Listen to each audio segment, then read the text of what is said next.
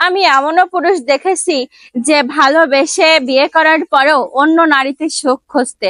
আমি এমনও পুরুষ দেখেছি নিজের বউয়ের মাথায় হাত রেখে বারবার মিথ্যে কথা বলতে। আমি এমনও পুরুষ দেখেছি যে নিজের বউয়ের হাত পা ধরে বারবার ক্ষমা চাওয়ার পরেও সেই একই অন্যায় বারবার করতে। জানি না পুরুষ মানুষগুলো কেন এমন হয়, নিজের ভালোবাসার মানুষকে, নিজের শখের নারীকে কিভাবে এতটা কষ্ট দিতে পারে।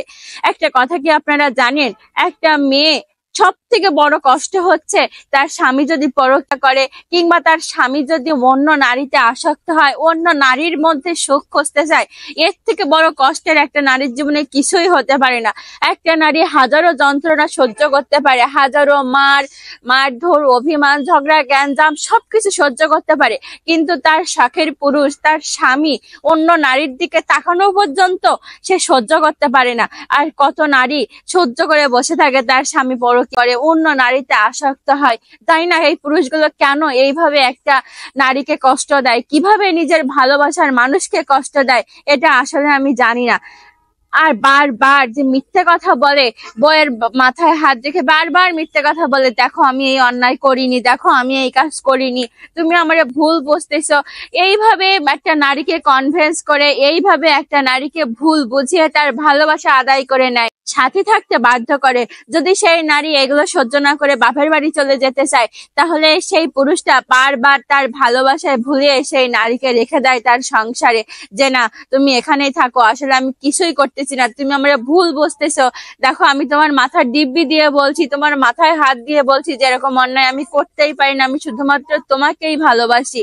এরকম হাজারো মিথ্যে কথা তার বউয়ের মাথায় হাত রেখে সে বলতে পারে, কারণ তার তো কোনো ভয়ই নেই যে আমার বউয়ের কিছু হবে কি হবে না, কারণ সে তো মিথ্যে কথা বলছে। তার এতটুকু কি বুক কাঁপে না আপনারা যে বউয়ের মাথায় হাত রেখে এত হাজারো মিথ্যে কথা বলেন, একবারও কি আপনার ওপরওয়ালার ভয় নেই যে আমি যে এত মিথ্যে কথা আমার বউয়ের মাথায় হাত রেখে বলছি, আমার কি হবে বা আমার স্ত্রীর কি হবে, এই ভয়টা কি আপনাদের ভিতরে কাজ করে না?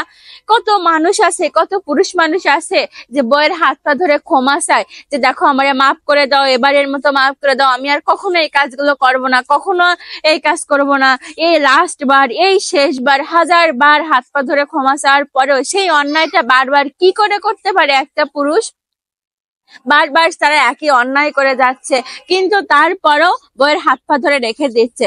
আর এক মেয়ে মানুষের মন এতটাই নরম হয় যে মেয়ে মানুষ সেই পুরুষের ভালোবাসার কথাই, সেই কান্না ভেজা চোখের অভিনয়ের কথাই সেই মেয়ে মানুষ ভুলে যায় যে আমার স্বামী হাজারো অন্যায় করেছে, এই অন্যায়গুলোকে ভুলে যায়। সে চিন্তা করে যে না, ভুল তো মানুষ মাত্রই করে, ভুল থেকেই তো মানুষ শিক্ষা নেয়, আমার স্বামী হয়তো বুঝতে পেরেছে যে সে ভুল করেছে, এর জন্যই হয়তো কান্না করছে, এর জন্যই হয়তো আমার হাত পা ধরে বারবার আমার কাছে ক্ষমা চাচ্ছে, থাক এবার মতো ক্ষমা করে দেই, থেকে যায়। এরকম বারবার করে একটা মেয়ে তার স্বামীকে ক্ষমা করে দেয়, তার স্বামীকে ভালোবেসে আগলে রাখে, তার স্বামীর সাথে সংসার করে, অনেক কিছু মানিয়ে নিয়ে মেয়েরা আসলে সংসার করে।